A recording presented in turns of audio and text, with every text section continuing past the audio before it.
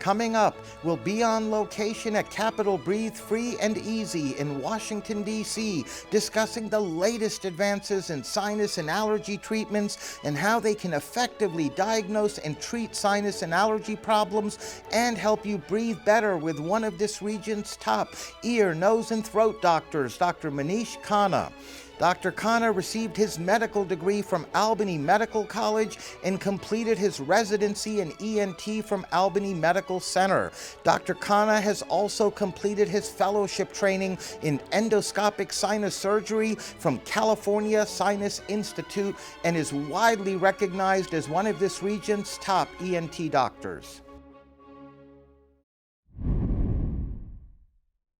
Welcome, Dr. Khanna. It's a pleasure having you on our program. Great. Thank you, Rocco. It's your first time, in fact, on the Top Doctors interviews. We have a lot to talk about. We're going to hear from a patient of yours a bit later, but I wanted to begin, Dr. Khanna, because there have been significant advances within the ENT specialty over the recent years, and I wanted to have you please tell us what some of those are that are helping so many folks. Sure, Rocco. So the main theme of how we're dealing now with sinus patients, in the past, these are procedures that were generally done in the operating room, more aggressive type procedures that were requiring bigger openings that were made in the sinus passages, thus longer recovery process, more bleeding, longer time off work for patients. So now, over the last decade or so, that sort of there's been a shift there, a paradigm shift of getting patients back to work, back to their normal activities quickly, smaller openings, less aggressive type of procedures. And that's where balloon sinuplasty comes into play.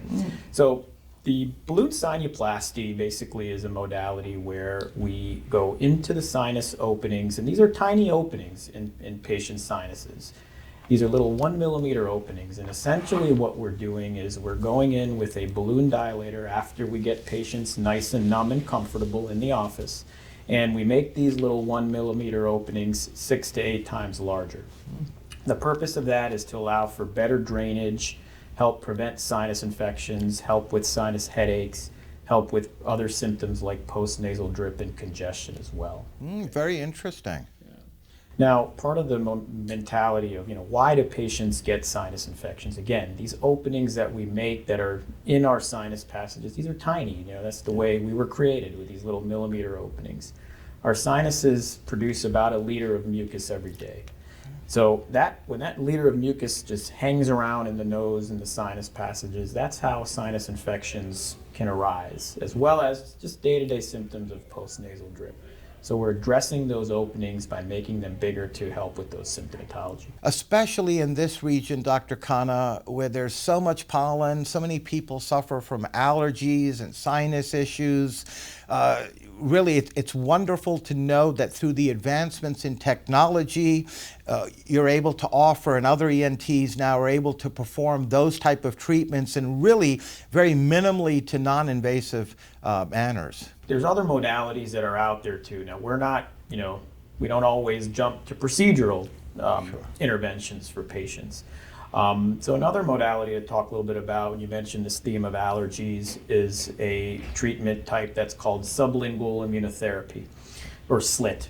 Now, in Europe, this is the predominant method of immunotherapy that's done in patients to help treat their allergies. Now, what immunotherapy basically is we're training your immune system to become desensitized to all these awful things out there that the individual is allergic to. Now, the traditional way that's been done in the US is what's called SCIT, subcutaneous immunotherapy, or allergy shots. Sure. Now, it's been tried and true method for 60 plus years. About 30 years ago, the Europeans were the ones that we started this modality of, well, why don't we have patients put drops under their tongue? The same serum, the same things that we give to patients in a shot form, what if we have them put it under their tongue? And the studies have shown that the efficacy is fairly equal to the subcutaneous shots. Okay. Now, the problem we run into here in the States is insurance companies. Most insurance, if not probably all insurance companies, don't cover SLIT. So So that's one of the things that we work with patients to try to get them over that hurdle. For some patients, sublingual immunotherapy makes sense because they can just take these drops at home. That's right. As opposed to coming into a doctor's office for a painful shot. So in other words, the insurance companies cover the shots, but they don't cover giving it under the drops under one's tongue, in other words, even though it's basically the same thing. Correct. Interesting. And the data has showed that, again, in terms of efficacy and safety, there have been no documented cases of anaphylaxis. This is a severe, sometimes life-threatening allergy reaction. That's rare, but can at times, it can happen theoretically with someone who's getting shots. Not so much with people who are getting sublingual immunotherapy. And we do offer that. And it's offered by many practices throughout the area. Okay. It's something for patients that we definitely want to educate them about as an option for them. Yes, indeed. Now, how are some of these treatments performed? For example, I know you touched on it a few minutes ago on the balloon sinuplasty, but could you tell us a little bit more in detail? Is it done in one visit by your patient, or do you do initial consult and then have them come back and do something like that if they're a good candidate? Sure. So basically, when a patient comes into our office with sinus issues, we do an endoscopic exam. Okay. We're able to show our patients the endoscopic exam on a TV monitor, so they're able to see what we're seeing, and it makes it much easier for us to explain to them, this is how your anatomy looks. We also have a CT scanner in our office, so commonly if a patient hasn't had a recent CT scan, we're able to do that in our office. And the beauty of that is I can look at the CT scan with the patient and go over their exam right then and there. It's much easier for me to explain to the patient, here's what your anatomy looks like, here is how things look radiographically, and to get an idea of how, the extent of their disease. Sure. At that point, then we go over, their exam. What's been going on, their history. Have there been antibiotic courses? What other medications have been tried? And if there's in the time course of how long symptoms have been going on for. And then we discuss sinuplasty if we feel they're the appropriate candidate. Okay, no, that's fair enough. And who would you say is a good candidate for this particular procedure or treatment? Sure, Rocco. So patients who've had recurring sinus infections, 2 to sometimes a dozen sinus infections, documented sinus infections in a year. Also patients who have just day-to-day symptoms, sinus headaches, significant postnasal drip, loss or decreased sense of smell, with radiographic evidence of narrowing of their sinus passages, but also evidence of sinus disease. And again, these are all things that can be seen on CT scan fairly easily in patients. But the number one thing is their symptoms. If they're having these symptoms, this has been going on for many, many years. They've failed topical nasal sprays, and multiple antibiotic courses, oral steroid courses, allergy management. Then those are your candidates, your solid candidates for balloon sinuplasty. And as far as the benefits of some of these treatments, like the balloon sinuplasty to be specific, how do the results compare, say, from some of the more traditional treatments and options that people have been utilizing over the years? Yeah, so there have been a number of studies that have shown really equal efficacy. We're talking into the patients in the high 80 percentile range in terms of success from a procedural intervention, whether that's sinus surgery or whether that's sinuplasty. So the question, well, what is success? Decrease in number of infections, return to work and their normal activities, day-to-day symptoms. We do a lot of what are called QOL, quality of life scores, to see how are patients' day-to-day headaches, their quality of sleep, their congestion, their postnasal drip, are improvements. And there have been a number of studies that have shown significant improvements in QOL scores in patients with balloon sinuplasty, as well as, again, the traditional modalities. Sure. But the short answer to the question is pretty much about the same in terms of efficacy when you compare traditional surgery with balloon sinuplasty. Yes. Except there's a difference, as you said. One is a surgical option and one isn't. Yeah. So cost to patients much more when you take them to the operating room. Recovery-wise, longer. Yes. When it comes to sinuplasty, people are back to work. I let them go to the gym the next day. My goodness. The overwhelming majority of patients, So getting back to their normal activities pretty quickly. That's with a permanent fix is really Yes. what the theme is here. Absolutely. It's not a Band-Aid solution, it's a permanent fix, as you said. Correct. And I love the fact that there's very little to no downtime, as you just touched on as well. Correct. For those busy professionals and folks that want to get back to work in their active lives, right? Here in Washington, D.C. Yes, yes, indeed. Now, on the results side, are these results permanent, Dr. Khanna? And again, I'm sure that depends on each particular patient, his or her situation, more specifically speaking, but in general, what is a patient looking at as far as the results? Sure, Rocco. So, when we're going in with our little balloon dilator and we inflate this balloon, so we're actually working on bone. So we're moving bone in a good way. We're causing little microfractures in the bone. And when you fracture a bone in the body and you leave it that way, that's how it heals. So these are permanent changes that we're causing on the sinus passages. Okay. This is supposed to be a one-shot deal. I mean, the plan is not to come back at another time and do this again. Now, there are some cases where if patients have significant sinus disease or nasal polyps, where we may at another time need to come back in and maybe dilate with a larger balloon size. Yes. But those are few and far between. Generally speaking, this is supposed to be a one-shot deal, a permanent change that we're causing in a sense here in the sinus passages to allow for that proper drainage for lifetime. And as far as the length of time to have that balloon sinuplasty procedure performed and done on a patient, and again, I put in the disclaimer that I'm sure it depends on each patient and their specific situation, but in general, again, what is the length of time somebody would be looking at? So the procedure itself takes about 60 to 75 minutes. Oh, that's not long at all. About an hour and 15 minutes, correct, yeah. Okay. We're now going to hear from a patient of Dr. Khanna. What brought me in was reoccurring sinus infections. I was getting them anywhere between 4 to 6 times a year. Been on a lot of antibiotics, a lot of steroids, had a really hard time with breathing, constant nasal drip, strep throat to sinus infections multiple times a year. So I originally came in just to kind of see what my options were. Didn't really know much about the balloon procedure that they offered here at the time, and they immediately were able to do a CT scan. He looked over my medical history as well as the amount of prescriptions I had been on, and we were able to make a game plan that day.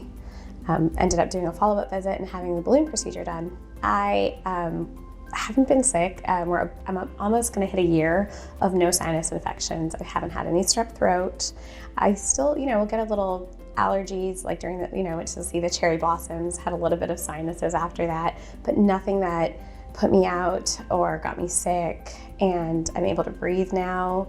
It's been really great. Well, the staff's great, and Dr. Khanna definitely thinks that's the example for the office. He really takes his time with you. I really appreciated the fact that he looked through my history and was able to see the reoccurrence that was going on with me and make a game plan with me that made me feel comfortable.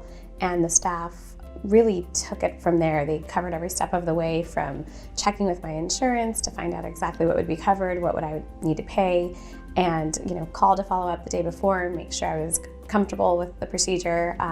Followed up with me after the procedure. I've had a couple follow-up visits since then, and you just feel like you have a team taking care of you, so it's really nice. I'd recommend Dr. Khanna, one, because he has an incredible bedside manner.